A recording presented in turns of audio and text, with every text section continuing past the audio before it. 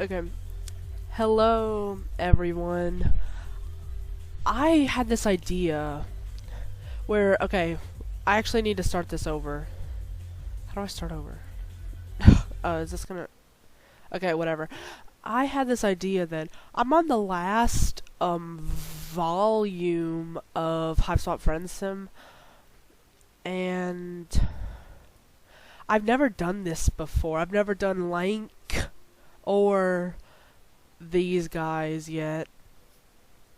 And, okay, so I thought I'd do it on camera just so I could get, like, my real reaction, like, my actual real reaction in real time. And I've already read this intro before, but I'm just gonna read it again. You crash landed onto a planet called Alternia. You staggered from the wreckage of your ship. You were desperate for information, for provisions, and possibly a bit of medical attention, but most of all, you were desperate for friendship. Is what you could say if you were written by a bunch of hacks who cared about the Aristotelian ideal of narrative unity. Possibly you could make some reference to a circle being complete in a thoughtless and imbecilic manner. But we're all in this together, right? And we've all learned and grown enough to know that there's something deep and dark and absurd brewing beneath the surface. This really isn't about friendship anymore, is it? You've got enough friends, now you need answers, you need... Oh god damn it, this was just the intro screen. So, Lanque, Bombix, and Barzum, and Bazley. So, I go from left to right when I do these things. I don't, like, just pick which one I like best, because I don't do that. So, I'm not really excited for these guys anyway. I didn't really like them in the actual Hiveswap, this one, Hiveswap Act 2, and I didn't really like them, and I'm glad one of them died, because I really didn't care about them, or their whole, like, twin thing. I don't care about that. So, I'm gonna do Lanque Bombix. What's next on the docket? Oh, you really feeling like going completely off the rails. So it's a good thing the first person to ping you on your palm husk is Linearia. That's like the one that's obsessed with the other one. I don't remember any of them's names. That nutty bitch is exactly the sort of destabilizing influence your life needs right now. Hello? My friend. Because that's what we are now. Friends. What's up with this? Okay. What's up with this? There's not enough room. Okay, whatever. Cool. That's not a weird at all way to talk to someone. You're really loving this one. You're not sure what it is, but you're positive whatever crackpot caper this loopy troll is about to rope you into is going to be a real humdinger. There's a sense of finality in the air. You can taste it. Linearia does you the courtesy of listening to you say all that shit without getting super put off by how much of a freak you are. Listen up. So I was thinking, since us becoming friends has worked out so well, I'm starting to think maybe it'd be a good idea to give making more friends another shot after all, I guess. That's what I was thinking. So there's this party I was invited to. You see, the fellow Jades in my cloister always sneak out to go to these things. You gently suggest to Linearia that she should hurry it the fuck up. Okay, so I'm nervous to go when I want a friend to come with me, okay? Is that so crazy? No, you don't think that's crazy at all. You think that sounds fantastic, actually. You don't ask for any details, because who gives a shit? See, I like this. I like these whenever they do these cool backgrounds and stuff, like, that actually shows all these, like, other kind of trolls. It like, really, like, good for, like, I don't know. It, like, it's like, shows me that there's actually, like, a society here and all these people and stuff, and I like it because it feels like so, like, you know, okay, I don't know. You show up on the block. We're not going to talk about how you got there or whatever, because what a waste of time. You're just there. Linearia's met up with you too. Linearia mentioned there might be dancing, so you decided to really dress up for the occasion. Oh man, you went fucking nuts. You're wearing a cape and shit, but also like fishnets, maybe a sexy bra if that's your thing. Whatever you happen to drudge out of some dumpster or another. Honestly, you can imagine whatever you want here, but no, it's complete bullshit and you look like a total slut. Linearia isn't wearing anything special because we would have had to pay someone to redraw all of her sprites. They, like, say that all the time, like, they always say that. Okay. From the looks of it, you're heading over to somebody's hive party. You're rolling up on some kind of joint that, from past experience, you can now surmise as an alien is. Jeez. That from past experience you can now surmise is an alien domicile. I don't know what that means. It's pretty big and maybe belongs to someone on the blue end of the spectrum. Back here again.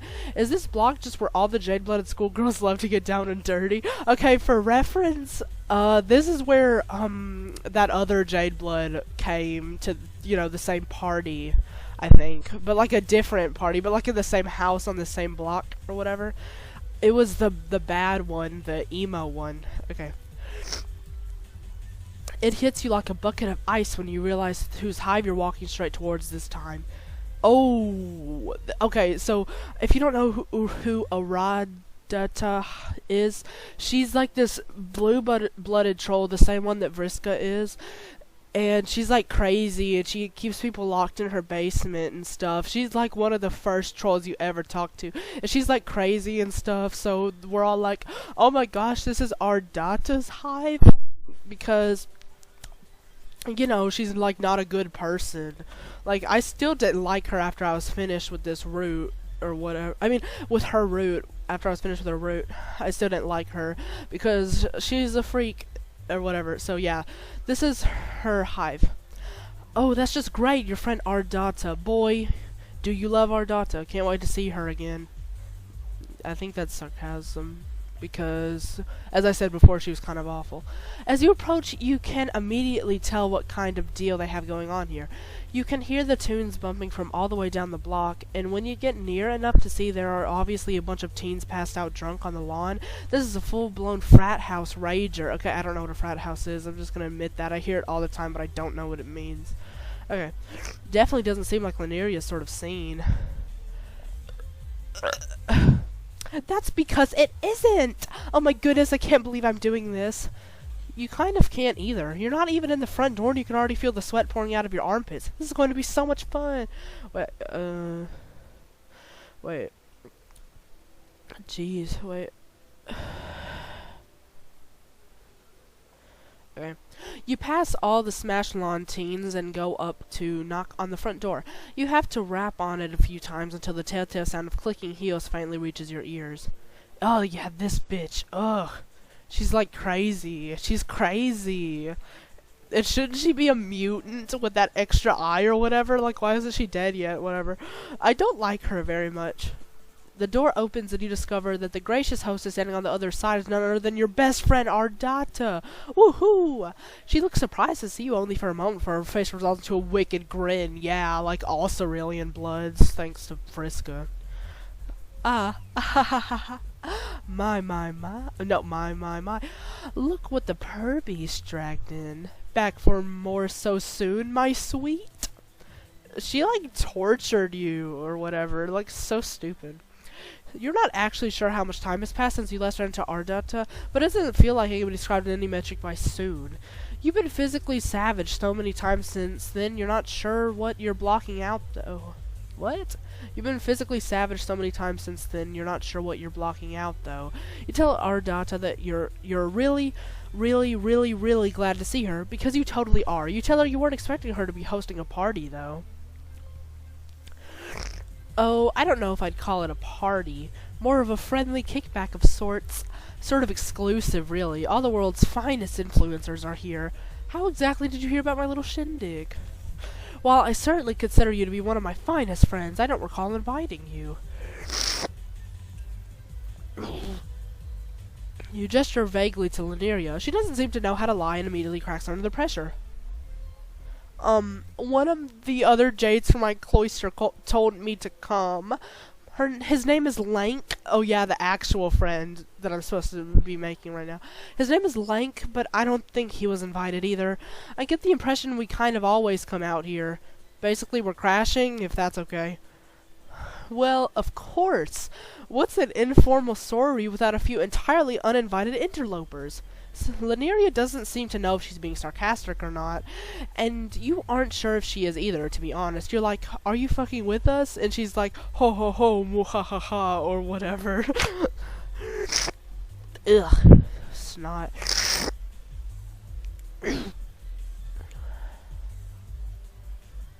Okay. Of course not. I just have but one question for you, my dears.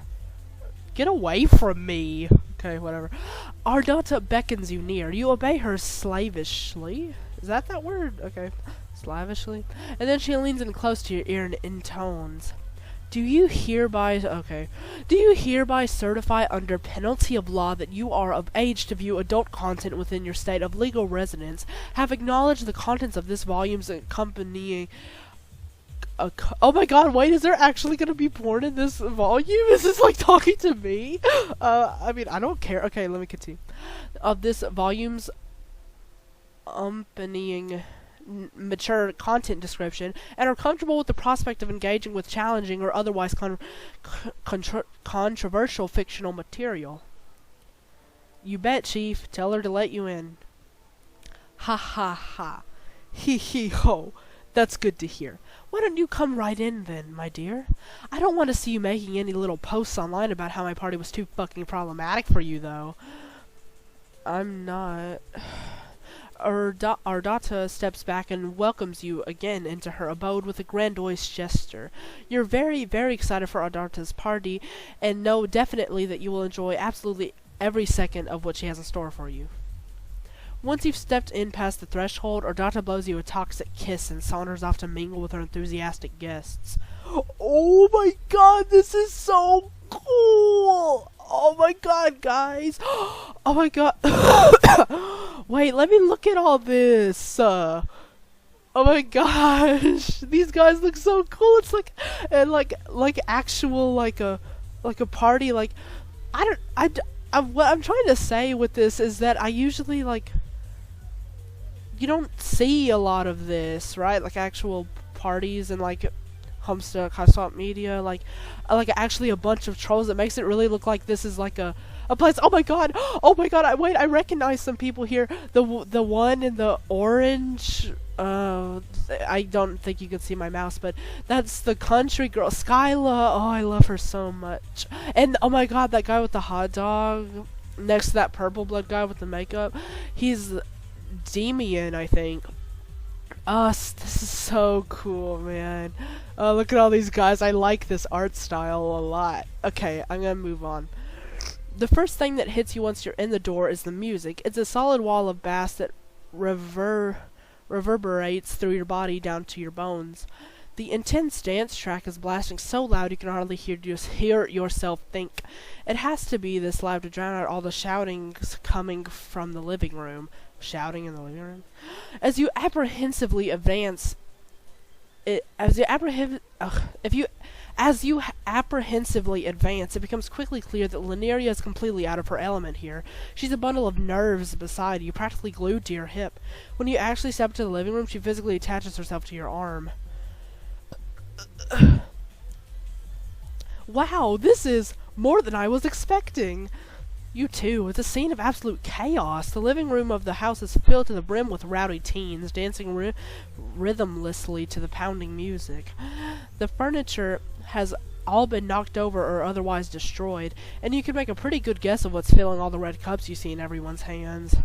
You're about to tell Lineria you wouldn't blame her if she wants a dip, but you can't get the words out before you're being flagged down by a jade-blooded boy who's just muscled his way out of the thong of partygoers with a few of his friends in tow. Oh yeah, this is the guy. This is the guy I'm supposed to be friends with. He's pretty cute, I guess. I don't know. Actually, I don't know. I like Lineria better. I wish this was about Lineria again. Okay, Lineria, you made it. Lineria all but flings herself away from your body and freezes like a scared animal as the troll approaches. For all the commotion and ruckus, he's still remarkably well put together. The vigorous dance huddle doesn't seem to have disturbed his sharp makeup or his impeccably coiffed hair. I don't know what coiffed means. There is a curious red stain down the front of his white shirt, though. Oh my god, what? Okay. What? Curious red stain? What's wrong with this volume? What? Okay. Okay, I don't know what that was supposed to mean. Okay, let me He has a slutty-looking indigo-blooded girl on his right arm, and an even sluttier-looking teal-blooded boy to his left. Oh my god, this guy, this is crazy. Wait, slutty-looking indigo blood. Okay, and slutty teal boy on his left. Okay. Though he shakes them off and waves them away by the time he reaches you and Laneria at the entryway to the room.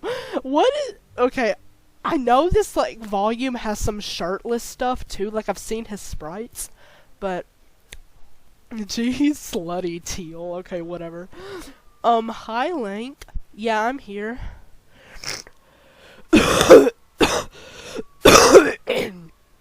Oh my god, what's going on? You watch with amusement as Laneria practically bursts into flame under his gaze, and it only gets worse when he sidles up to give her a startlingly intimate embrace. See, all this stuff with, like, Bronya and, like, Laneria and Lanque and stuff, and all the Jade Bloods or whatever, like, being intimate with each other, being in love with each other and stuff, like... kind of makes me, like, a little bit uncomfortable because, like, for some reason in my brain, I see them as, like, siblings and stuff. Like, they all live in the same hive or whatever, take care of all the little grubs and stuff. Like, to me, they're like a family or something. And that's kind of weird whenever they're all like, haha, pokes butt cheek, and haha, gives kiss, haha. So, like, yeah, it's just, like, kind of weird in my brain. But I know it's not actually weird because they're not actually... Because there is no being related in Troll World, I guess, but, you know, whatever. It is called the... Okay, whatever. Startlingly intimate embrace. She squeaks and tries to hug him back, but is too timid to actually touch him with her hands. You can see sweat pouring down her face. After a solid 5 seconds seems to include Lanque smelling Laneria's hair, he pulls back to smile down at Laneria with a heavy gaze. Laneria's face is bright green and her eyes are bugged out of her skull from how flustered she is. What do you mean, sniffs her hair? What's wrong with this guy? He didn't act like this at all in, Hiveswap Act 1, like the actual game. He was like, oh, I hate you guys, I hate you Jades, I hate you Laneria. But in this, he's like, oh my gosh, guys. Wait, I have slutty teal blood and slutty indigo. Oh, hey, Laneria, kisses. But, you know, I don't know. Is it just bad characterization, or he's, like, drunk or whatever? I don't know. But she's not into it. You don't think? What? Oh, but she's not into it, you don't think? It's hard to tell, but you kind of get the impression he'd be dead by now if she weren't. Either way, it's awkward. Lucky for Laneria, Lanque either doesn't notice or doesn't care. He settles into a comfortable, for him, posture with his arm casually around Laneria's waist and turns to you. Oh, who's this? This is my friend? Yeah. Lanque quirks an eyebrow. You have friends? The question seems to leave Laneria speechless, so Lanque takes the opportunity to look back at you. His eyes rake up and down your body in a way that leaves you feeling distinctly objectified. What's wrong with this guy? Oh, aren't you interesting? Is there a reason you look like that? What a question. He doesn't explain what that is specifically referring to, and given both your alien status and your state of the dress, it could mean any number of things. Oh yeah, I forgot, you look slutty as well, so he's like that. You don't know if he's like, oh, why you look like a slut, or oh, why you alien, you know, but whatever. He might take it as an insult if not for the way he licks his lips after he says it. Oh my... And, like, the fact is this had a warning? Like, what's about to happen? And there wasn't even a warning on, follicles and cuprums. My phone fucking going off. Okay. He can't seem to pry his eyes off you. Shut up, my stupid phone. Okay. He can't seem to pry his eyes off you. You look at Laneria for a cue, but she's too out of it to give any sort of intelligible sign. Okay, so he's objectifying us, licking his lips. Okay, what are we gonna do? So you just explained how you crash landed on this alien planet an indeterminate amount of time ago, and you don't really know what you're doing or much of anything about anything. The fact of your appearance could be due either to this or that you're generally a disaster or being irrespectable. Nope. or that you're generally a disaster of being irrespective of your planetary origin. I don't know what any of that means. How fascinating. I've never met an alien before. Oh, so he's probably like, oh, I've never had sex with an alien before. I want to have sex with an alien. Oh my god. Okay. Well, you have. Lots of times. In fact, literally everyone and everything here is alien to you. You find your word... you find your word diarrhea becoming more and more awkward and embarrassing as Lanque's eyes start burning a hole in the center of your chest. What's wrong? What? Okay. Haha, there's no need to be so shy. I don't bite until asked. Okay, crazy. You're crazy tonight. Lanque disconnects himself from Lanque as he rounds on you. It's like he's lost any interest in her existence now that you're in front of him. Lanque looks at you with a completely pathetic expression that readily informs you as to what your response needs to be. You'll be damned if you aren't going to be the best wingman possible, so you definitely ignore Lanque's blatant past and turn the conversation back to Lanque. Yes, Lanque, how long he and Lanque have known each other. Lanque raises his eyebrows at the question. Well, I suppose that she was chosen for the cloister. Yeah, that's what I was thinking. What a stupid question. Some number of sweeps ago. I don't remember, really. It was 2.43 sweeps. Oh, right. Then that many, I guess. Huh, that's a pretty long time, actually. Haha, yeah. Pretty impressive that you managed to go a solid 6.4 of them without saying a single word to me that wasn't circulated to me secondhand from your snide gossiping behind my back. Okay, yeah, this is more like the Lanque from a regular Hiveswap. Wow, talk about whiplash. Lanque's eyes get big like saucers. What? What? What are you? I don't know what you're talking about. The tone of the conversation totally morphed from fire to ice in an instant, though neither Lanque's expression or demeanor has changed much. He slips in the knives with all the calm composure of a casual statement. What, are you going to pretend you didn't spend the better part of past 2.5 sweeps complaining about how much I disgusted you? Come now.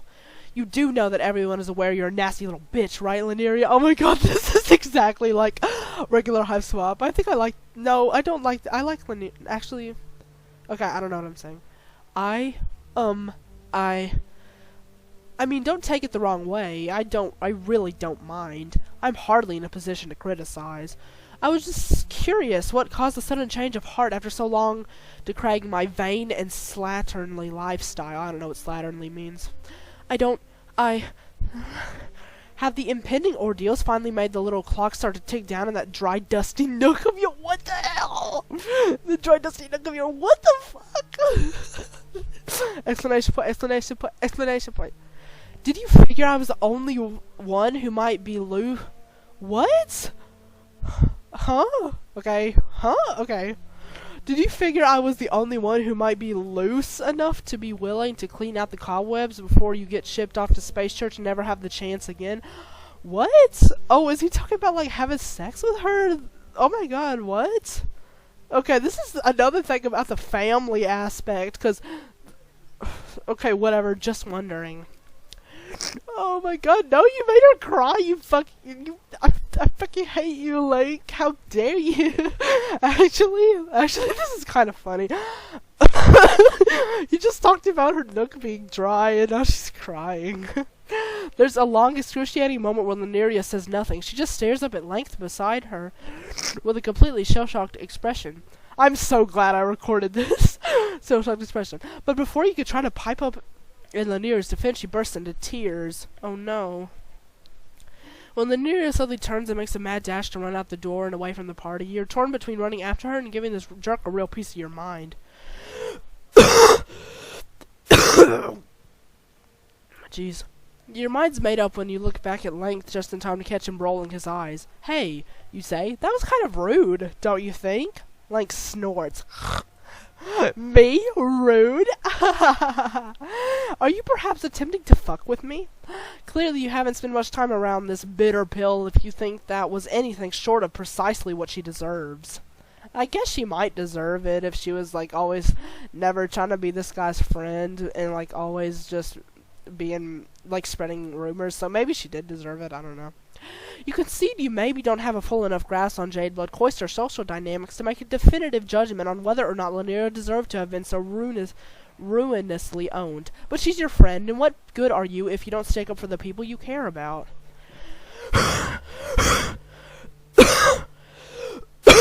My God. So, like, basically he just talked about how he has lots of sex and his nook isn't dry or whatever. Okay. I have no idea what even got her so upset. Like I said, it's not like I really care what she says about me. But you don't get to spend as much time as she does being such a venomous little snake and act surprised when someone calls you out on it. She was, like, a really big snake in original Hiveswap. I keep talking about original Hiveswap, but she really was. She was like, I didn't like her at all in original Hiveswap, but I like her in this. Then why did you invite her, you ask? It seems needlessly cruel of Lanque to lead her on under false pretenses if he never intended to be her friend at all. Which, yeah, that's right. I promise you I had no such designs. The only reason I even invited her to this thing is that my ex is being a real blood-sucking bitch and no one else wanted to go. I was willing to give her an honest shot, but I've no time for a vicious, slandering knack who can't even admit what she is. What she is? Oh, like, yeah, what she is, like, okay, yeah. I thought it might be interesting to see what this crusty little shrew might be like if you could manage to wrest her bulge free of whatever excruciating knot she's got it tied into. Okay, so as soon as they give me a warning, they just start talking about bulges and nooks like every 5 seconds just because they can. They're like, okay. But I guess now we'll never know. Well, this is clearly a conversation you're going to have. What? Well, this is clearly a conversation you're going to have to Switzerland out of pretty soon. Oh, to get out of pretty soon. What? You try to explain the historical significance of Switzerland's political neutrality on your home planet. Like his eyes glaze over, like he's listening to you instead of Switzerland and become cricket stats. That's nice. Anyway, okay, that was kind of funny. Since I seem to have scared away my date, why don't you stay a while so you and I get to know each other a little better? You seem much more interesting than she is anyway. Okay, what's with this close-up? I've never seen this before. Okay. When did Lanque get up so close to you? Your heart beats a little faster when he smiles at you like that, so poisonous and shamelessly laced with intent. Lanque is definitely not the only one coming off like a snake here. I have less time to waste than most, my dear. Never seen the value in beating around the bush. Okay, are we actually gonna have sex right now? Well, maybe it'd be socially prudent for you to go after Lanque and make sure she's okay, but it's also not her volume of the Friendsim, so instead of... See, they always break in the fourth wall, like, it's so annoying. But actually, I like it here. So instead of doing that, you're going to stick around and see what all this spectacularly brewery, I don't know what that means, prima donna is all about. I also don't know what that means, prima donna. Actually, I kind of do. Okay, whatever. You had your fucking chance to bail out of this shit show, but all that's left to do now is barrel downhill as meteorically as you can manage. Fantastic. Care to dance? Why the fuck not? Lanque laughs pleasantly and reaches out to take you by the hand. The contact gives you a little thrill despite yourself. He's got nice hands, soft and warm and well taken care of, and you know it's going to be one hell of a ride wherever he's taking you. Come with me. Oh, this is cool. This is another cool part. Wait, move out the fucking way. I'm trying to see these other trolls. So, oh my god, another clown. This is so cool. Look at the people in the doorway. Oh, this is nice. Oh, I like this. I like this. Oh, I like this. I like this artist. I like this. I like this. Okay. It's cool, like, seeing, like, okay, I've already said this a million times. Just shut up, right? You do. Wait. Come with me.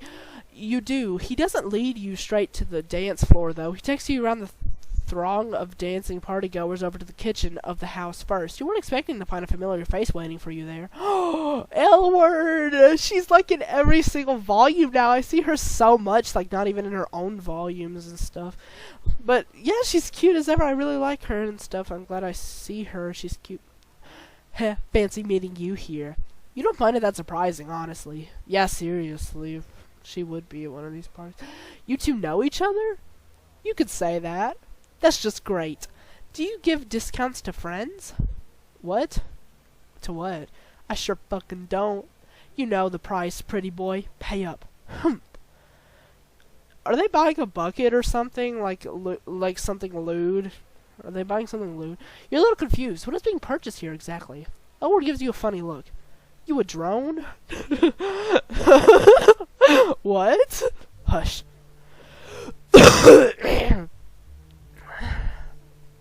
You do as you're told and watch as Lanque and Elward carry out their shady transaction. Lanque hands over the credits and receives an opaque little baggie of something in return. Is this like a pleasure enhancer or something? Oh, also you get to see the trolls that Blank was blocking earlier better. Like this clown guy. I like that clown guy. I like this clown guy. Such good... I don't know. I like these designs. I especially like the one in pink in the doorway. They kind of look like with the horns, like a cat, like Nebita does with the hat and everything. She's cute. Or they're cute. I don't really know. I'm already making these people like my own. Okay. Oh, well, guess you don't really need to see what's in the thing to figure out what that is at this point. There's no troll condoms. They can't get pregnant. Opaque baggie. Okay, what? Oh, you don't really need to see what's in the thing to figure out what this is at this point. I really do. I don't know what it is. Okay. As soon as the deal is done, Lanque has his hand at the small of your back and is deftly guiding you away from the scene of the crime. Oh, it's drugs. Okay. Is buying drugs a crime here? You aren't really well versed about the laws of Alternia, but it honestly doesn't really seem like anybody would give much of a shit about about anybody doing drugs out here. You guess the clandestine transactions are just for the aesthetic. Back here again with all these cool people. Lanque's got you back in a shady corner of the party and is pressing one of the tablets he bought into your hand with a sly grin. He expects you to join in. You're like, hold on a minute. Your experience with alien drugs haven't really been that great, honestly, and you're not sure you're that excited for a repeat performance. Lanque's immediate response is to sneer. Sneer, okay. Oh, I see. You're one of those people. One of what people? You know, a bit boring, maybe? There are many words that can be used to describe you, but you don't think boring is a remote contender. You're always doing all kinds of unbelievably stupid shit and getting into uncountable, wacky, and life-threatening situations. Is it really that fucking much to ask for there to be one time you don't rush headfirst into doing something you know is going to fuck you up and be totally awful? Lanque's lips press into a thin, annoyed line. These things aren't cheap, you know. I bought them for you. Okay, well, you didn't ask him to do that, did you? Oh, come on, you're really gonna be like this? Yeah, you totally are. Lanque sighs dramatically. Fine. Oh, it's that guy. How is he here and also in the background? Okay, whatever. It's Demian. It's Demian, yeah. Lanque casts around for the nearest victim and grabs his attention with a hand around... What? And grabs his attention with a hand around his wrist. You're dismayed. Your sweet and innocent hot dog chum, Demian. Oh, Demon, I think. Demon. I'm gonna say... Demian. Okay, I'm gonna say Demian. I like this guy. I liked his route. It was like I liked this route.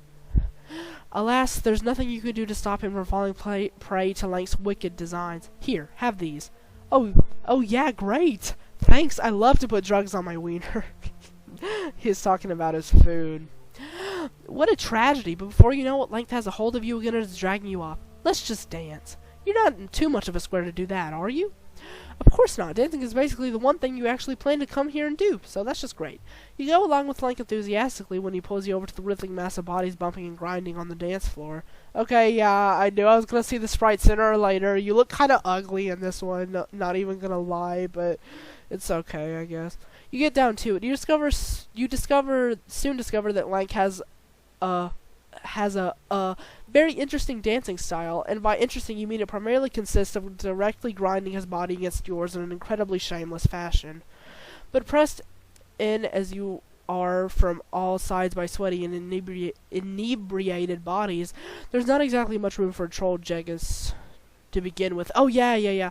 Okay, so if you don't understand that, Jegus is like Jesus, and usually, like in Christian prom dances, school dances, I guess, they say dance, but leave room for Jesus between you, and they're saying, like, right now, that there's no room for Jesus to begin with because of so many people there, so you're welcome. Lanque is up on you so close it's hard not to sweat. He has his hands at your hips, and your face is fixed with sharp eyes. His heavy stare is nearly hypnotic, so blatant and undisguised in his expression. It's clear what he wants, and maybe that's more than you're prepared to give, but when he looks at you like that, it's impossible to look away. What? Are we about to pale right now? Who has a bucket, you guys? I love this route so much. You just... You just go with it. Why not? It feels good. It feels good. Okay, what? What? Wait, are we doing it right now? Huh? Okay, it feels good, and it's not like anyone else is watching. You're surrounded by trolls, boxed in and pouring sweat, and yet it feels like you're only two people there. What? Are you, like, pounding me or something? I don't know what's going on here. I thought he was... Okay. Lanque draws in, teeth by your ear, and this close you can hear him easily over the overwhelming sound... Pound of vast. You have the palest skin I've ever seen. Yeah. Oh yeah, okay. You tell him you're literally F white, which is, you know, the whitest white, which is like blank. That makes you super racially inoffensive, FYI. Okay. You let Lanque know he can see you any way he wants, which is even more woke than making a decision. Okay, what are you even talking about? Thin as paper. I can see all the way inside of you. All your veins and your red blood. You smell like candy. Okay, so you stopped grinding, and now you licking your teeth, and you're saying, I wonder how you'd taste. This guy is such a slut. What is this route? I thought Alternia was inhabited by children, and once they turned to adults, they... Oh, what the hell? They, like, go off planet. So, like, what is this guy? What even are you? What do you want? Go off planet, you freak. Okay. Wow, haha, you say? That's like some shit a vampire would say. Presuming I'm a rainbow drinker would be an awfully reductive and literal reading of my character. I'm just making a blatant sexual pass. Oh, okay. Good thing that's all cleared up. You take this as an opportunity to really let loose, showing off everything you've got in this sexy dance acumen department. Lanque is a little bewildered. What are you doing? You're like, what aren't I doing? There's a fire on the fucking... whoops, I read that wrong. There's a fire on the dance floor and you're struck up the match. You're just fucking it up in here. Really getting it. Breaking it down. Bopping and crumping and whatever. You're smashing your ass into everyone around you and getting hot and heavy with those lusty moves. There's a point where, like, let's step back. You presume to probably behold your art in all its glory. But it soon becomes clear that it's not your prodigious dancing skills that have given him pause. You follow his startled gaze and see the cause for alarm. Bronia's here, and she looks pissed. Oh my god, Bronya, no! We were just about to have weird alien sex! No, Bronya! Oh shit! Bronia's still standing in the entryway, contending with Ardata. It looks like she hasn't caught sight of you yet, but Lanque isn't wasting any time. Before you realize what's happening, Lanque has you by the wrist and is hauling you away from the dance floor and off down the hallway. Okay, we're super close again. Lanque finds safety in a bedroom. Oh my god. Lanque finds safety in the bedroom. Respite block, you remind yourself. When you take stock of the conspicuous absence of any bed and the presence of the revolting-looking slime cocoon in which trolls allegedly spend their repose, you hold each other in a tense and nervous silence, pressed against the locked door. What feels like an eternity passes. Your breath held, the sound of your blood rushing through your own ears is almost enough to drown out the music. Seconds turn to minutes, and nobody comes to find you, it seems. For now, you've escaped Bronia's notice. Oh, now we're in the bedroom, so we can pale! Yay, guys! I love Hiveswap! When you turn your head to look back at Lanque, you find he's been staring at you for some time. I haven't been able to take my eyes off you since the moment I first saw you. You're just so interesting. You freeze like a hare staring down a snake. Lanque lifts his hand to brush a thumb across your cheek, fingers curling under your chin. You meet his eyes. His pupils are so black. I want to know what it'd be like to kiss you. Lanque's tongue darts out to wet his painted lips. Okay, let's do it. Do you want to kiss me? Whoa. Well, you've already clicked on at least 2 mature content disclaimers to get this far. Why the hell not? See, look, that's a third? Okay. Lanque leans in and presses his lips against yours. He kisses much more sweetly than he looks. His lips are soft and wet and taste like blackberries. What is this, like a fan fiction? This literally sounds like a fan fiction. This beats making out with a couple of greasy teens behind a dumpster talking about follicle and cuprum. I remember when that happened. That was awesome. I miss them so much. That's for sure. When one of his sharp fangs nicks your bottom lip, you don't even care. But when a drop of your blood bleeds out into his invasive tongue, he draws back just an inch. You taste sharp and dangerous, like a weapon. Is that a good thing? It's not a bad thing. Lanque pulls back further. His hand slips from your cheek, and his fingers trail down your neck to rest on your collar, thumb brushing against the thrum of your pulse. Have you ever paled before? So I don't know if this is, they're like actually, I know they wouldn't draw the sprites of doing that, since, you know, I don't think they would do that. But is it gonna be like, okay, it's not going to, like someone's gonna interrupt, Bronny's gonna find us or something. Have you ever paled before? I saw this sprite before. Look at this nip. Lanque shrugs off his jacket and starts buttoning his shirt. Whoa, whoa, whoa. Is this really gonna go there?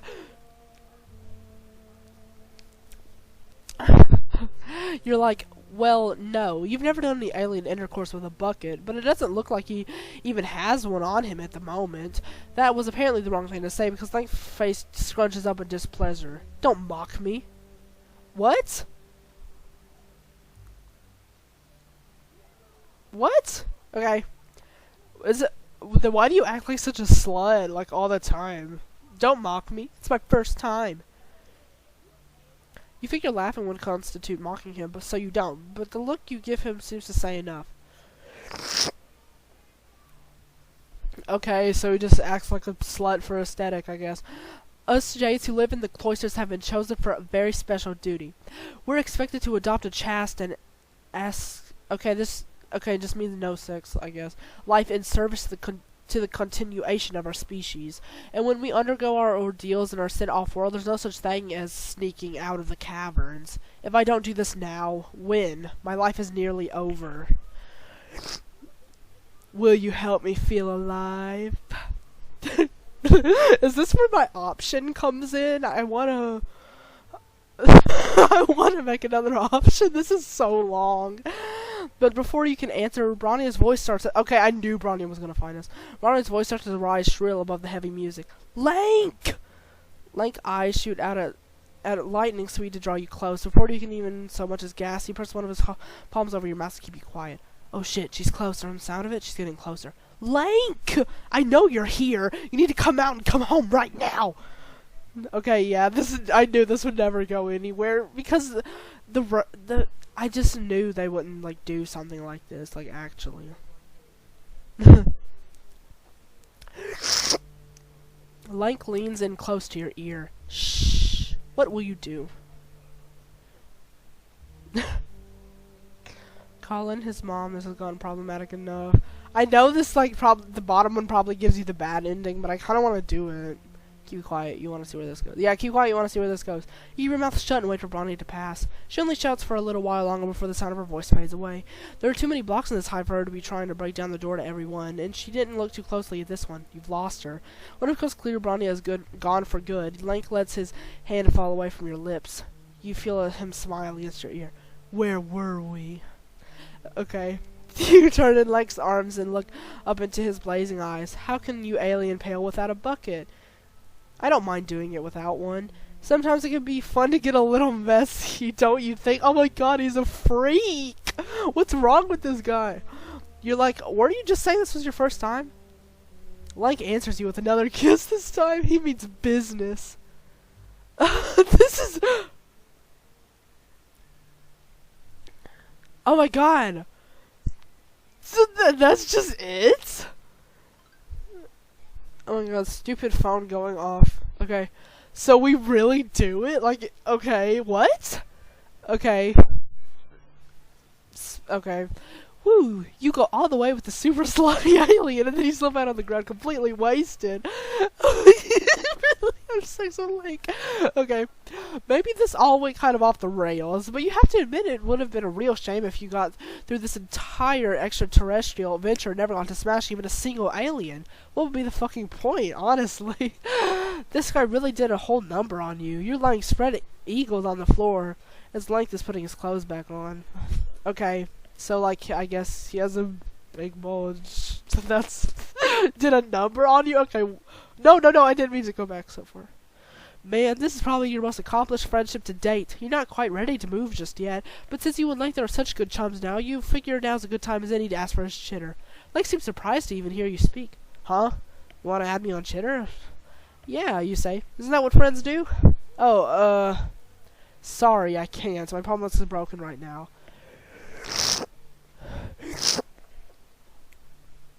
Lanque said, why does he hate me now? We just paled, how could you? Lanque says, while tapping away furiously on his palm husk. He doesn't even look down at you. You're like, but you're using it right now.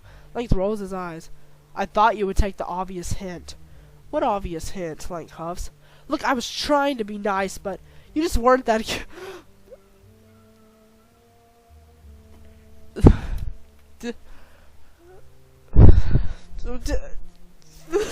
That's so this sucks so bad. You just weren't that good, babe. Oh, okay. This guy is the worst. How could he be so rude? Oh, that's funny. That's so funny, actually. I don't often ring the same bell twice, but if I were going to consider it, you'd have to show me a better performance than that. What did I do wrong? Were you on top or was I on top? Because I feel like as a bot, if I were on bottom, then I couldn't really fail. Like, all you gotta do is lay there. What? What's wrong with you? Whoa. Holy shit. That's that, you guessed. Your lowest low. Oh, I feel so bad. Your first time making an alien, you couldn't even satisfy him. A little seed of worthlessness takes root inside of you and germinates so explosively that it fills you up until there's basically nothing left. You die of shame instantly. He's so rude. That's so mean. Okay, I'm gonna go do the other endings. That was the worst. Okay. Okay, I already did this shit. Lanque. I don't know how to feel about you. I don't know how to feel about you. You bet she said to let you in. Okay. Now, all this happened so long. He's like, I want to have sex. We're about to have sex. So, I'm going to call in his mom. See, look! See? Oh my god, I didn't even realize it. Call in his mom. Branya, that's like, that's just more to this, like, whole family that it's like that all the Jades are family. It's like weird to see them hit on each other, and now they call it his mom? Like, come on. Like, they're so, like, obviously family. Okay, calling his mom. This is not problematic enough. You rip Lanque's head off of your mouth and start yelling for Branya. What the fuck, dude? Lanque tries to scramble away from you to make some sort of last-ditch effort to escape, but it's no use. Branya hears you and comes running in, furious. She hulks the locked door off its hinges before you can even get up to let her in. You duck flying chunks of alien architecture and scuttle off to avoid what you fear might be further alien fists. Oh, okay. Lanque! As angry as her voice is, some of the fury goes out of her face. Okay. Lanque! The moment her gaze lands on Lanque's standard partial undress, she reflexively brings a hand up to shield her eyes. What in the world? Put your clothes back on them this instant, young man! Lake freezes where he stands, apparently accepting that he's been caught. There's nowhere left to run if he doesn't intend to fling himself out a window. A sneer uncoils on his face. Oh, please! Save the Purity Act! Like this is anything you haven't already seen a dozen times before. Oh my god, what is even going on? Like, what, when you changed him when he was, like, a little baby? How old even are you guys? Bronny's face goes bright, Jade. What? What in the world are you implying? I would never! Forget Lyderia, you've always been the craziest bitch in the whole cloister. You know you aren't actually Arlussis, right? Oh, did she just punch him? Oh, she slapped him on the face. Oh my god, she's so bad. Lanque marches right up to Lanque and slaps him hard across the face. Lanque makes an undignified noise as he recoils from the blow. It looks like that really hurt. His face is stinging right under the handprint. He forces out a strained laugh. My word, Bronya. If you wanted to join us, all you had to do was ask. Damn, you wished you had some popcorn right around now. You just kind of sit back and take it all in. Lanque's invective has its hard desired effect. Bronya is all but steaming at this point, hands balled to fists at her sides. You kind of want to say hi to your friend, but she's a little preoccupied, it seems. I am not going to rise to your petty baiting. You know you're in the wrong here. We've spoken time and time again about recklessly sneaking out to these parties, and now you're dragging Lyderia into your mess. Lyderia has told me all about the things you've been saying and doing to her, and it is completely unacceptable, Lanque. You've had more than enough lectures about the way you treat your Plus Quadrant partners, and it absolutely needs to stop. You are coming back with me to the cloisters right now. When we're home, we're going to have one last serious talk about this, and if there aren't changes, there are going to be consequences. Like, Bronya, she's kind of bad right now. I kind of like this. Yeah, beat her up again, maybe. I mean, beat him up again, maybe. I love Bronya so much. Eventually, Bronya's overbearing hollering seems to finally break Lanque down. He sighs, shoulders slumps, and rolls his eyes. Fine, fine. Bronya crosses her arms indignantly as she waits for Lanque to finish fixing his clothes. Lanque buttons his shirt, puts back on his jacket and his tie, and then he has to go retrieve his palm husk, which he seems to have discreetly slid over to where you're standing. He casually saunters his way over, and instead of picking up his own device, snatches yours out of your hand. Hey, I've got to go, but let me give you my chitter information. Maybe we can pick up where we left off later, sweetheart. Bronya stomps over to grab Lanque by the ear and drag him away, but not before he's finished putting his chitter contact into your palm husk. He shoves it back into your hand and mouths a "see you later," and then is fully hauled out of the room. Hypocrite! You need to shut your mouth! And they're gone. Friendship accomplished, you guess? This art. Oh my god, is that what we're wearing? We're cute. Look at. Are we actually wearing just like a bra? Oh, that's cute. We're so cute right now. But he's gonna be so disappointed, like, if we actually pick up where we left off. And, like, he's like, oh, you were so bad. I feel kind of bad. It's kind of.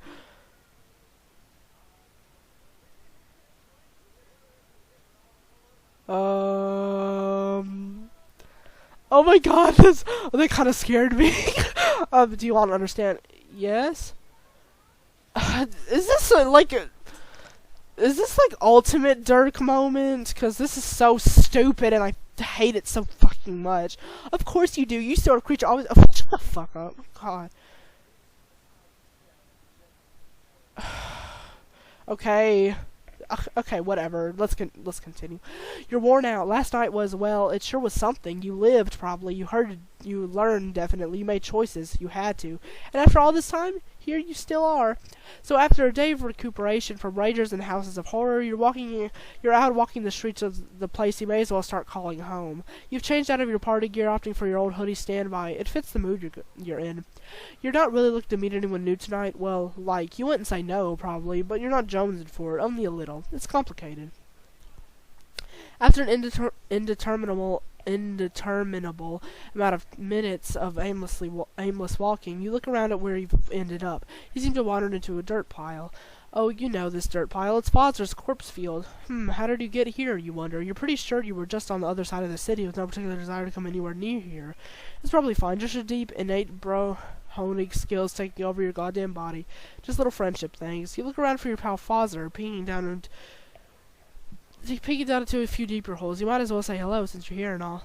Holy shit, that again? Oh, I'm so tired of this timeline stuff. Holy shit, that again? Yours killed the cat, but you've definitely got more than 9 lives, so you shrug and slide, not gracefully, down into the shiny hole. Oh!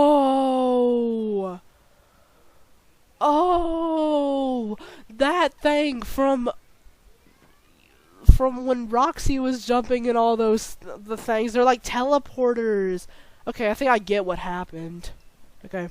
Fozzer's nowhere to be found, but there's a window down here. It's almost completely unearthed, and it doesn't take much effort to free it the rest of the way. At first you think it might be some cool trash you could make art with, but when you look closer you can consider there's a whole ass room you can see through the pane of glass laying at your feet.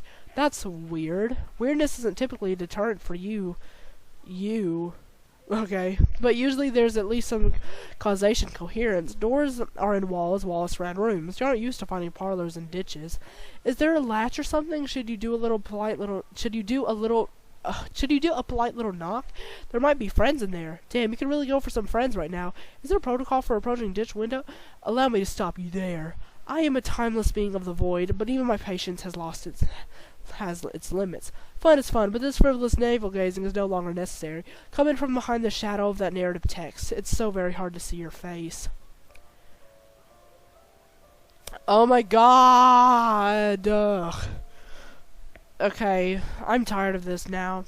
You aren't sure where you are, and it's surprisingly a little nerve-wracking. You look over your shoulder at the window you guess you just fucking came on through. The Alternian sky is framed by the edge of your dirt hole, and the knot in your stomach loosens a bit. Hopefully that means this is a two-way portal. Okay, this fucking guy. God, I hate you. You're such a stupid. You turn to look at your surroundings, and oh, there's someone here. The guy you just heard, you assume. He doesn't look like any of the other aliens you've met. Oh, I'm not an alien. Or no more than any of us are alien to each other. In fact, nothing is alien to me. The root concept behind that term is alienation, being forced from that which is natural. Nothing is unnatural to me. I look upon all realities as equally inviting and approachable. It's you, my dear, who are out of place. I could see that even if I was not omniscient, which I am. Okay, so not an alien, with no horns or a caste sign, though he's definitely not a troll. Whoever he is, he seems to be white, just really white, and round, and his outfit is admittedly kind of dope. It really isn't, and I kind of want to punch him because he's so ugly and stupid, and he was so annoying and weird to Rose in the original comic, and he's never stopped being annoying to me, ever. Looking at him really ramps up your friend thirst. He's just got this quality about him that you've got to get with. Take a step toward him, almost without thinking about it. Oh, my apologies. That compulsion has become extraneous. Let me take care of it for you. He steps his fingers and your knees buckle. The force of the universe presses down on you like G-force. You blink, and somehow he's there immediately, arms outstretched to catch you as you fall. He steers you to a chaise lounge, and you drape yourself weakly onto it. Please have a seat. The emotional transition might be a tad uncomfortable, but I know you've handled worse. You're quite the soldier. Allow me to be the first to say that I'm very pleased with your work. I knew exactly what you were going to do, of course, and most of your work was, in fact, my work. Regardless, congratulations are in order. What is this guy talking about? Your work? You try to parse what he's saying, but your body is still shaking from whatever he just did to you, and it's hard to think in here. You suddenly sharply don't feel friendly toward him at all anymore, or toward anyone. The void left by that feeling is a freshly gaping horror. It's like who you thought you were caved in itself, a black hole of personality eating your body up from the inside. You try to pull your shit together. He seems like he means business. This is no time to lose it, no matter if your sense of self is shattering. I don't care! When you truly reflect on yourself, you surely can't with any honesty claim to believe any of this was by your own making. Crash landing on a hostile alien world, surviving the impact, dragging around a half-broken body and somehow not immediately being eaten by local fauna? Did you learn an alien language just by thinking about it very, very hard? Right, Malik said something about that you were speaking perfect Alternian, and it was kind of weird but you kind of just accepted it for no good reason. That's your whole deal. Your friends all accepted your quirks. That's what friends do. You say it to convince yourself as much as it is to prove to him. So many trolls, so many fascinating aliens, and all of them just wanted to know you. Did you really think you managed that on your own laurels? Were they all drawn to an indefinable something. G N as C Q. I don't know what he said. Well, yeah, you had this whole emotional arc. You got self-confidence. You grew as a person and helped others to grow. The white text guy doesn't make expressions, but you get the feeling he's looking at you pityingly. I find you sweet. Honestly, I do. I don't intend to cause emotional injury. I'm just telling you the truth. I never lie, you'll find. It isn't like you don't have admirable qualities of your own, of course. You made quite the valuable vessel for me, and I appreciate that very much. I could not have done it without you. I am only joking. I absolutely could have done it. I absolutely could have done it without you. It is just infinitely more fun to do these things together, is it not? What things? What did he do? What did you do? You hope you didn't do something that would fuck over all your friends. Though when you try to think about them now, the bonds you felt before come up all twisted. Without the artificial friendship drive he'd given you pushing you forward, you're not even sure what those memories are supposed to feel like. You close your eyes and breathe. You try to remember the way Pulpa touched your face after you touched hers, her claws trailing down your cheeks. How Desaya slept, trusting as you kept watch. How Dagora gave you a chance when he saw something in you and you didn't even see yourself. How, not that long ago, you got the chitter hand of an extremely friendly Jadeblood boy. He's not friendly. Those moments are like the memory of warmth to you now, blurry, cold, and out of reach. Was all of that nothing? Your heart is a chasm. Don't worry so much about it. I simply needed some dots connected, some pieces in my place for my next move. Choose whichever metaphor suits you. Whichever way you frame it, because of you, everyone will soon be in their right place. Shit, what have you done? Your head starts to spin and you think you might cry, so you pull your hood over your head to block out the harsh screen of the room. Try to imagine it smells like Malik. It doesn't smell like anything, really, but you remember what it smelled like at first, and you hold on to that. It was real, you tell yourself. Your friends were real, and what you felt for them and with them was real, too. Okay, how long has this been going? Can I, just get out of here? You're so afraid for them, and as guilty as you feel for craving it, the fear just makes you need those feelings you felt before even more. You're clawing desperately for the euphoria of caring, of being cared for. Who cares if your hand was forced? You felt it, and it still matters. You remember how you felt watching Tixie perform, bathed in light and righteous anger, and also how you drunkenly commiserated with her later, when, no, that's not right, that didn't happen. Except, you still remember how hungover you were the next day. Just when you start to make sense of things, the whole fucking world shifts under your feet again. You just can't keep up with all this moving real estate in your brain. Ah yes, all of the resets. Annoying, but necessary. You are just indescribably bad at keeping yourself alive and in one piece. And you weren't quite as adept at befriending aliens to start out with. My intervention was necessary to keep you on the right path. Time and space mean very little to me, but I had to move quickly and again, repeatedly. Swipe some incriminating note-taking here, befriend an impressionable young upstart there, anger a polar bear, inspire some bandits, and you know how it is. You have to throw the temporal spaghetti at the wall and see what sticks. I don't care, okay? I'm sure if you look back, you'll be able to see traces of my death touch. Nobody cares, so a few memories may have slipped through the cracks here and there. Timelines tend to collapse in on each other if you aren't careful. Your ability to mentally withstand such an event, and so often, is testament to my acumen in choosing you for the task. You even almost caught on a few times, which I must say I was not expecting. You almost listened to the silly little girl who liked to dress up in big coats and cause me trouble. I forget her name, but I like her. And as always, some bystanders end up caught in the crossfire. The one with the shovel, for instance, I doubt his mind will ever be the same. A pity. You sit up straighter and clench your hands into fists. Over the course of his punctuous monologuing, you move past fear and grief into deep, globe-chaffing rage. How dare he do this to your mind? To your friends' lives? What was so important that one white orb asshole had to fuck with the destinies of everyone you've grown to care about? There are answers out there and you deserve them, and so you demand them. Adorable. Okay, I want to kill this guy. I take a knife in his chest and I take a gun and put it to his head and then I shoot it and he's dead forever because I hate him so much. He's so annoying. He's like, I'm so almighty and good and stuff, but I just don't care, and I wish I was back at Lanque's root because this is just getting annoying and I want to get the other ending, so whatever. Yikes, you shift on the chase lounge so as to better hide your famous legs from this creepy round fucker. Oh, calm down. All of you and your adherence to societal expectations and archetypes, I don't care. Perhaps one day you could just learn to take a compliment. Besides, I was being condescending. You really were, so you demand answers. He says theatrically. You aren't sure where the noise is coming from. He doesn't have a mouth. How is he even talking? How the fuck does anything work at all? I knew you would, but I find explaining myself incredibly tedious. Suffice it to say, I am a man with many boards and fields of play, and although there are countless ways to move the players around those boards, some are doubtlessly more entertaining than others. You are simply one pawn among many. I won't bore you with the details. Doubtless you are aware of the greater contextual framework of this story. The hell you are! You aren't aware of jack shit. Your head is full of question marks. Oh, of course, how thoughtless of me. See, yet another unfortunate side effect of the limitlessly conversing with the narratively limited. He taps a thumb and forefinger to his orb. Yeah, literally nobody cares. Like, everybody's just, like, falling asleep reading this, I bet. Perhaps it would suit you better to understand gradually. And when I say gradually, please understand that I mean it. You won't be leaving. But yes, I do believe this will clarify some things for you. This way, please. He opens the door and gestures inside. There's a light coming from in there, but it still gives the vibe of a dark closet door in an unfamiliar bedroom at 3 a.m.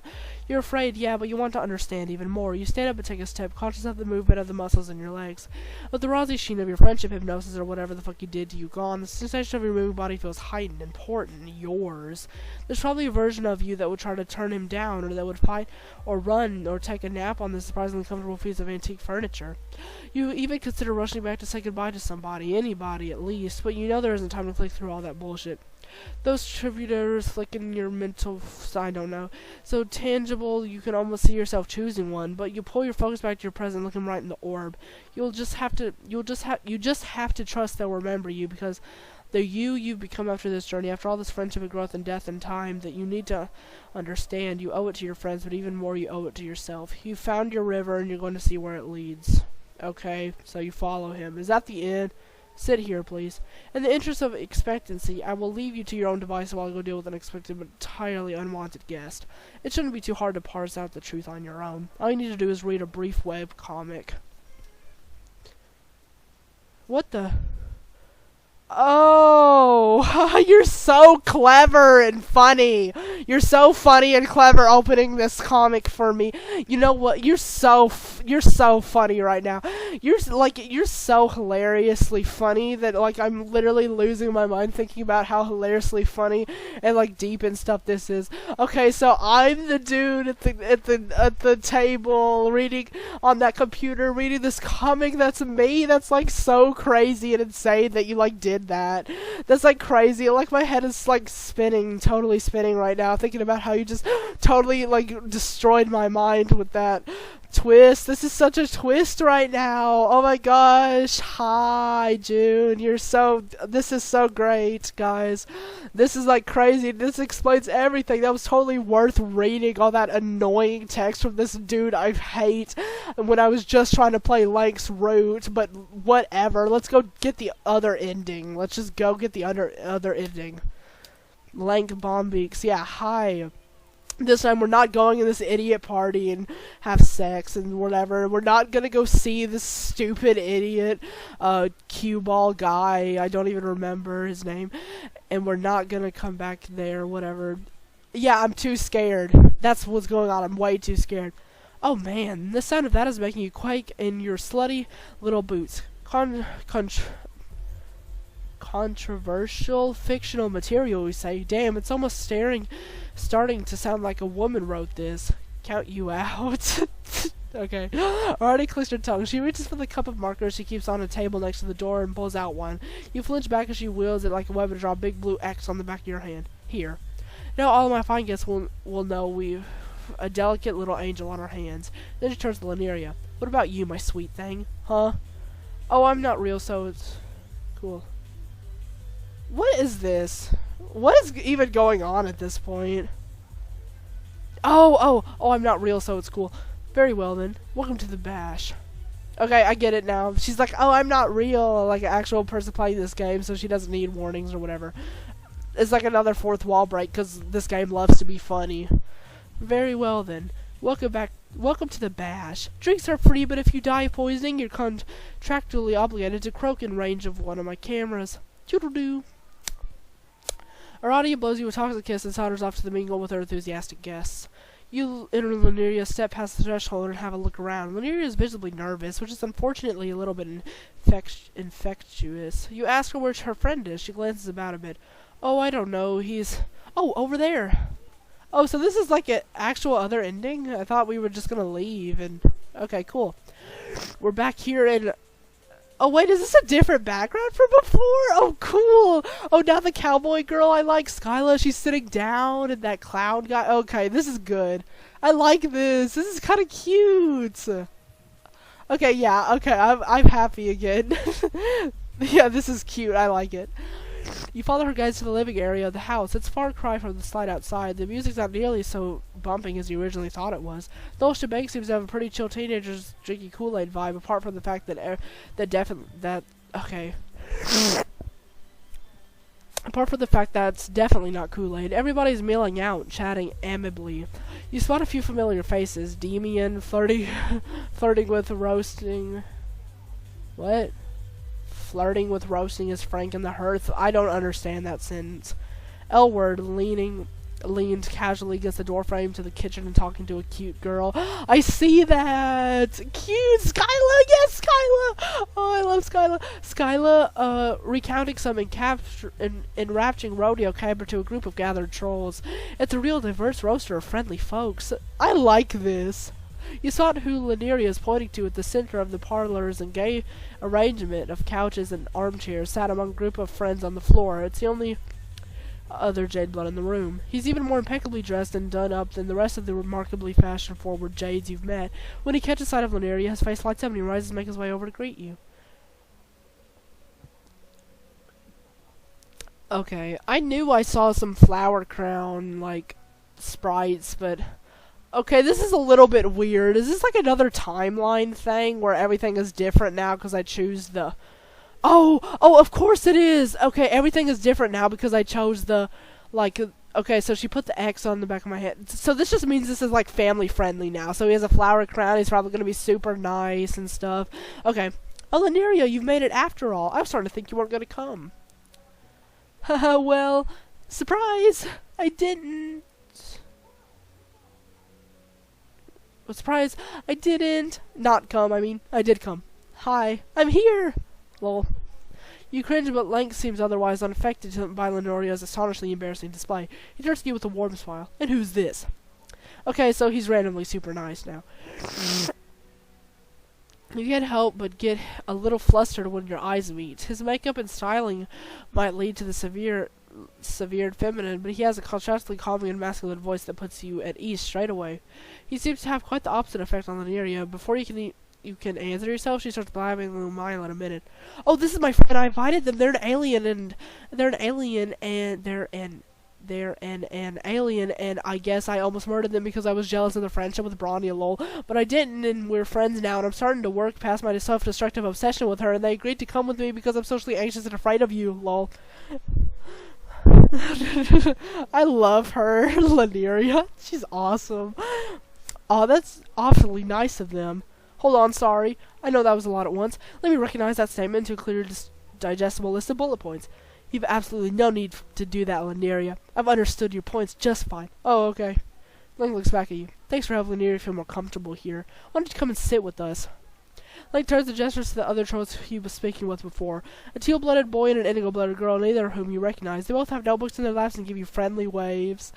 Okay, so those were the sluts from before, but now they're not sluts because this is family friendly. Okay. Okay, sounds great. What are we doing? We were just in the middle of a poetry reading. Oh my god, this is crazy. Now, I don't like this no more.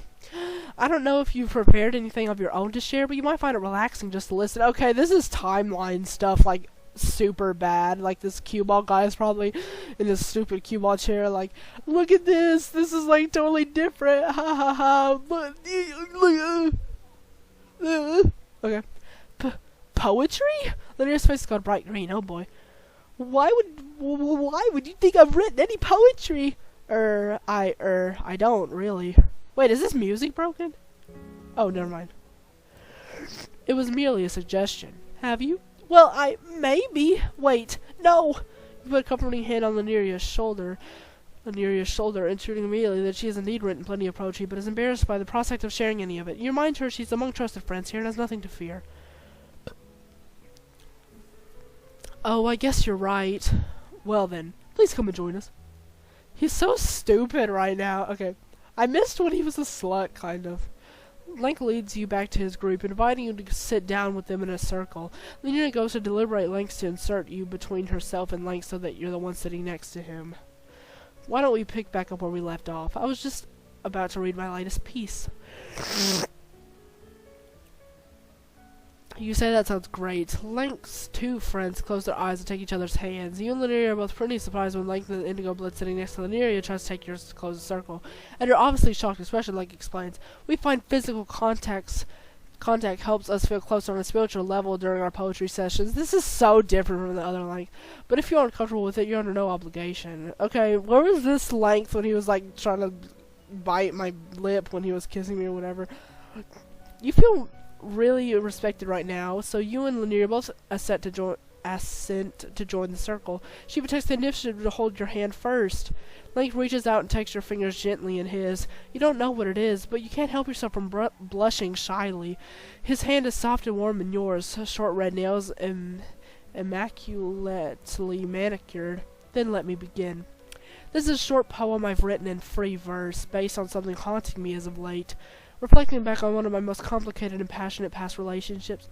Forgive me, this might be a bit raw. It is as of yet untitled. Lanque draws a deep breath and closes his eyes. His notebook is open in his lap, and you can see the poem written there in beautiful, elegant hand, but he doesn't need to look at it to recite the words. Okay, guys, let me get ready. My nose, oh my gosh. What is the meaning of a memory? A question I oft ponder, intangible and untraceable by anything but the mind, yet so potent as to leave one sick, as if poisoned or wounded in a literal sense. And what meaning is there in regret and longing? Can my limitations change the past? Will they move the future? Shall they amount to much more than what unmoors my here and now? If I restrict my world to that which is before my eyes, to those whom I may touch, to that which I might alter, one would no doubt conclude that thoughts of you are last among what I would consider to matter. And still you haunt me yet, like a scar, like a disease uneager to abate. Who are you, and who am I after so long without you? I know, I don't know, I won't know. What I do know, but what I know. What do I know but what I know, and what can it even mean to know? No. Though it so vexes me, though so little I valued it when it was before me, a thing and a you I could touch and see and know and hate and wonder, revile/worship. And now it and you are a traceless ghost, and I preoccupy myself with nothing but futile tasks of redefinition and reinterpretation and circus dwellings on that which I understand even less now than in the times when my wonderings might have been so easily answered with a question or a bite or a kiss, even a single word spoken honestly. Pressed though I am to give color to our bond, I look not to onyx nor ash, but that which pulses within our very veins, that so blinding jade, hard as the stone for which it is so named, twisted and pulled, hammered and forged, shaped unnaturally as if a chain, a structure within structures, a certain so meaningful tincture. Resent you though I must, envy you though I may. Now leagues and leagues stretch between us, and I make peace with naught but what I say. You are only that which is within me, my blood and my mind, and that is at once nothing, and the most elementary definition of everything. Jeez, he's so deep. I didn't even know what he was talking about. He's talking about his blood and his veins and stuff. I don't know. Okay, I think, for some reason, I think this is, like, really deep and also relating timeline stuff. Okay, you realize you were holding your breath when Lanque finally finishes. The circle falls into meaningful silence, taut as a wire. The tension breaks when his eyes flutter open, tears spilling over his long lashes. You swing Lanque's hand gently. He weeps silently and beautifully. Such powerful art. He musters away and smiles as he gazes across the circle at Lanque. Lanque, would you like to read next? Lanque looks stunned. There's moisture gathering in the corner of her eyes. Of course, anyone would be moved by something so emotional and raw. I guess I have a poem I could read. Laneria takes out her planner and opens it, breaking the cycle of held hands. She can't recite it from memory like Lanque. When she speaks, her voice is small and timid. This one's called Still. I'm still. I sit still. I do what I'm told. Still. I wonder about the way that I am, and I think, still? I see her every day, and I still miss her. She hugs me, and I still feel cold. I'm surrounded by people, and I'm still alone. I'm still me. I still love her, and I still hate that. Oh, that was great. Oh, I really liked that poem, mostly because I could understand it, but that's good for Laneria to open up like that. Like, I think this is definitely about Branya. Oh, that's great. I really like that poem. Length was kind of just really long, but I like Laneria's. That was good. Wow, you're really proud of Laneria for opening up like this. She's crying too now. You reach out to take her hand back in yours. The indigo blood beside her comfortably strokes her shoulder. Sorry, I'm not really good, and it's not really good and long like yours, like. I'm not really a poet or anything. I just wrote down how I feel. Laneria, it's fine. I thought it was beautiful. Poetry is about expressing yourself. It's not important that it be any set length or sound any certain way. All that matters is that you've spoken your blood pusher, and I think you've accomplished that remarkably. We're all very proud of you. Oh my god, is this like a good ending about to be, or is it gonna be like, you picked the wrong option or something? I don't know. You find yourself drawn into a group hug by Lanque and the other trolls. Laneria is sobbing openly now, and her raw emotion seems to have inspired similar pathos in the others. Before you know it, you feel yourself tearing up too. It feels good to get it all out. Before long, it's become clear Laneria is kind of reaching her limit. She pulls back and sniffles out something about wanting to go home. Of course, Laneria, if that's what you need. I'll talk to you back at the cloister. Sniff. Okay. See to it that she gets back safe, will you? You tell Lanque that of course you will, and take Laneria carefully by the hand and lead her out to the party. She squeezes your finger back to let you know she appreciates you. You walk back to the party in a comfortable silence for a while. When you glance over at her face, it occurs to you that you've never seen Laneria this happy.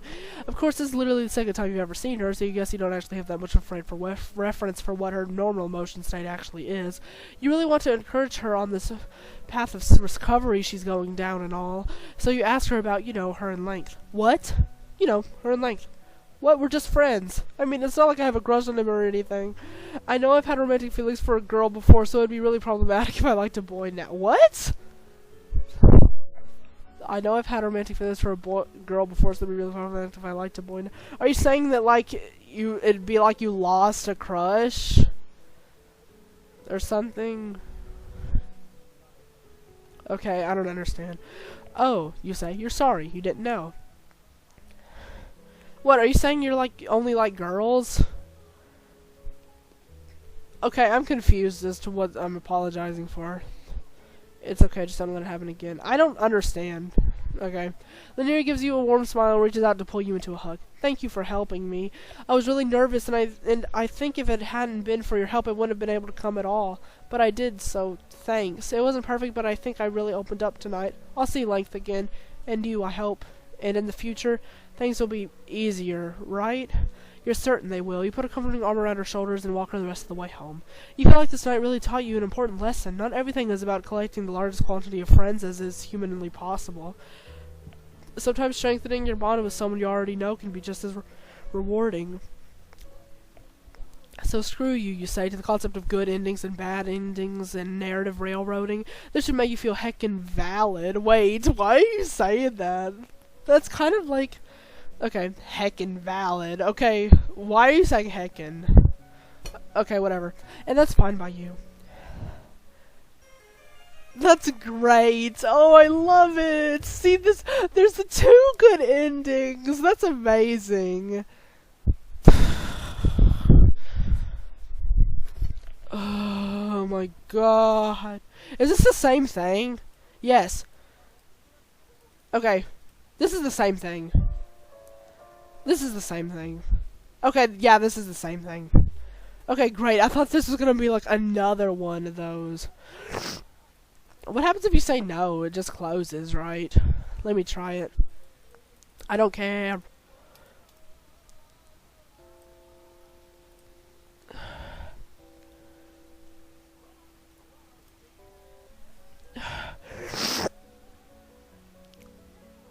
No.